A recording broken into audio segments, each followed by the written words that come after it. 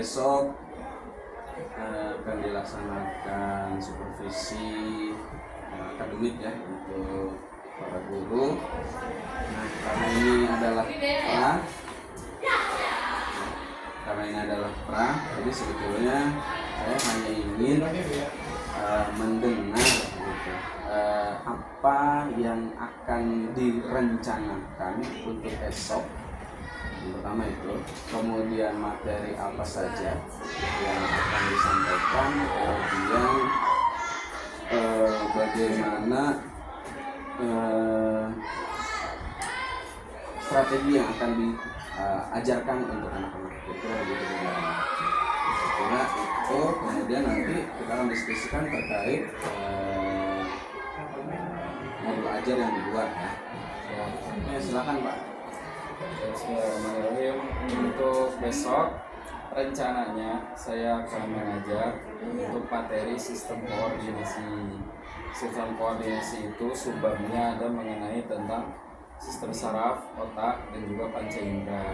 Sedangkan tujuan pembelajaran yang menjadi target esok hari saya adalah anak mampu mendeskripsikan tentang sistem koordinasi, juga mampu mendeskripsikan tentang pentingnya panca indera dalam kaitannya dengan sistem koordinasi manusia.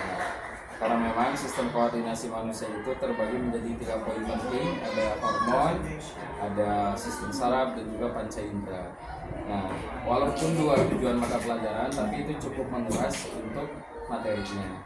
Adapun untuk esok hari, saya akan memberikan beberapa stimulus kepada mereka di kegiatan ini. Sekaligus mereka nanti akan mengerjakan 2 LKPD secara berkelompok dan dibagi 5 kelompok sesuai dengan panca inderanya. Jadi karena panca indera ada 5, maka mereka akan mendapatkan indera yang berbeda masing-masing, dan semuanya ada di modul saya rangkumannya. Dan yang satunya nanti anak-anak akan membuat salah satu karya di karton ataupun di kanva mengenai tentang sistem koordinasi. Jadi sistem koordinasi dan panca indera itu tidak bisa lepas satu dengan yang lainnya. Jadi esok hari saya akan menggunakan itu. Adapun untuk strateginya, yang pertama saya akan melakukan beberapa metode. Salah satunya adalah stimulus tadi, ceramah saya akan menyampaikan kepada mereka. Yang kedua, presentasi dari mereka kepada teman-temannya, atau bisa dikatakan tutor sebaya. Walaupun soal sama, belum tentu dari cara pengerjaan dan cara berpikir mereka sama. Di harapan saya, besok bisa aktif mereka secara berkelompok sesuai dengan kelompok panca indera.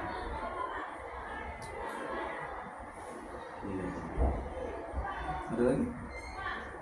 Kayak gambaran besar mah seperti itu kayaknya.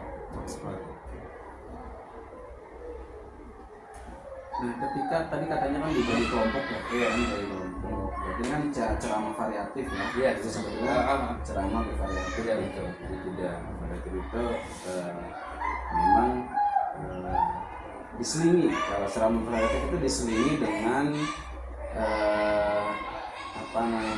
tanya jawab seperti itu. Biasanya juga seperti itu. Atau biasanya diselingi dengan kemampuan anak untuk bisa refleksi dari apa yang kita sampaikan. Nah, itu kurang lebihnya seperti itu. Ini biasanya ceramah bervariasi. Jadi sebenarnya salah satu metode itu hanya ceramah. Ada ceramah bervariasi. Nah, ceramah bervariasi. Kemudian ini tadi kan berkelompok nih. Berarti kan strategi yang dipersiapkan adalah dengan membagi sebuah kelompok, kemudian anak membuat. Ini bisa dijabarkan seperti itu Pak ya. Strategi yang dipersiapkan ya dalam metode ceramah variasi untuk memberikan gambaran awal terkait konten atau materi tentang sistem koordinasi. Kemudian setelah itu membagi kelas menjadi beberapa kelompok yang kemudian anak-anak berdiskusi. Nah, diskusi itu termasuk metode pembelajaran ya, diskusi.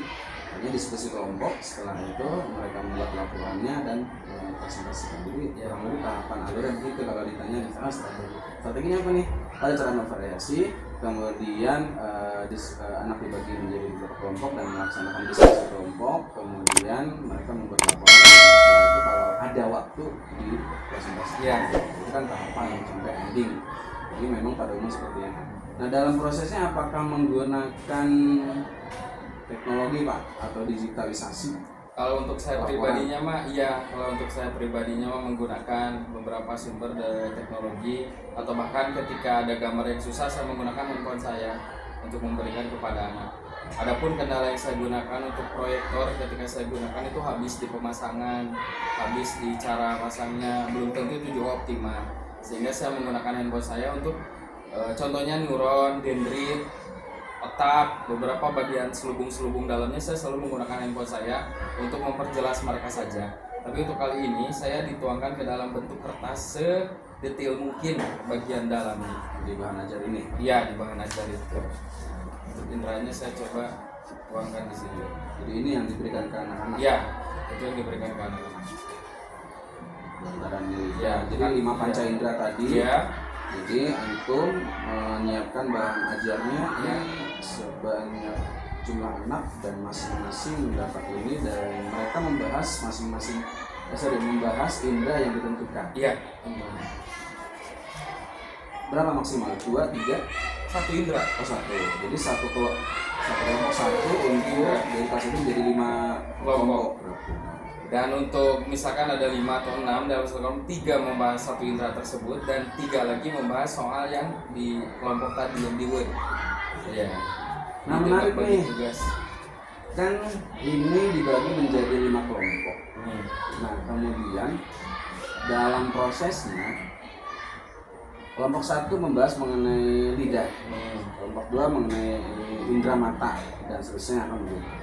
Nah, artinya ini materi baru atau sudah pernah diajarkan? Sudah pernah. Sudah pernah diajarkan. Sudah pernah. Anggaplah misalkan belum ya, karena belum. Ini adalah materi baru, Pak. Nah, bagaimana? Kan dalam satu kelompok itu dia hanya membahas satu indera saja. Bagaimana dia mengetahui indera-indera yang lain? Dari temannya ketika presentasi. Dari presentasi esok hari di pertemuan berikutnya nanti berjejer, ada bangku di depan atau meja di depan sekitar 2, teman-temannya 2 di sana. Mereka akan menyimak beberapa pemaparan dari fungsi indera telinga dan beberapa organ dalamnya, ada kaitannya dengan saraf, kaitannya dengan indera. Mau atau tidak, suka atau tidak, mereka akan mendengarkan presentasi temannya. Itu akan riuh, tidak bisa. Coba kita untuk koordinasikan sebagai layaknya guru bahwa itu akan tersampaikan.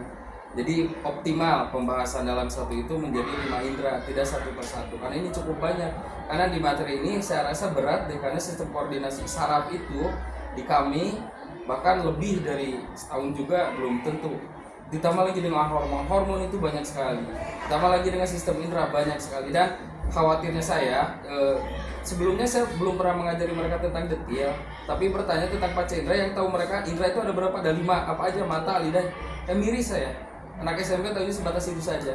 Sedangkan mereka harus tahu selaput gendang telinga, harus tahu retina, harus tahu kenapa ketika melihat matahari masuk ke ruangan jadi gelap. Berarti ini sebetulnya untuk sistem koordinasi manusia butuh berapa pertemuan? Sebenarnya 4 pertemuan. Saya itu harapannya estimasinya 4 itu saya mungkin Karena ada indera yang lain, 5 indera ini diperkuat atau ada indera yang lain? ada seperti otak, ya otak kan, ya nanti belum ngerti. gitu. Dan lu ngambil yang memang saya ambil esensi itu, aja. iya esensi aja, gitu. Karena memang cukup tahu saja bahwa di setiap tubuh manusia itu memiliki saraf, dan jadi itu juga pusat, tidak boleh terbentur dengan alasan apapun. Jadi bukan hanya kepala.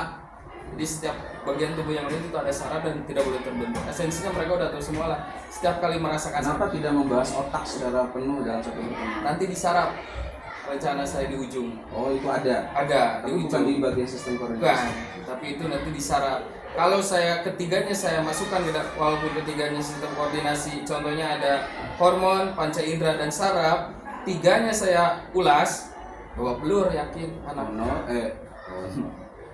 Apa? Hormon, panca indera, dan saraf. Oke. Saya pisah tuh mereka. Saya indera dulu. Hormon sudah. Belum. Oh, ini panca indera dulu. Panca indera, sistem koordinasi panca indera, Panca indera 2 rencananya. pertemuan. Ya. Hormon 2 Satu. pertemuan. Rencana saya 1, saraf 1 pertemuan di 4 rencananya. Karena yang paling Itu 3 itu bagian dari sistem koordinasi manusia. ya sistem koordinasi manusia.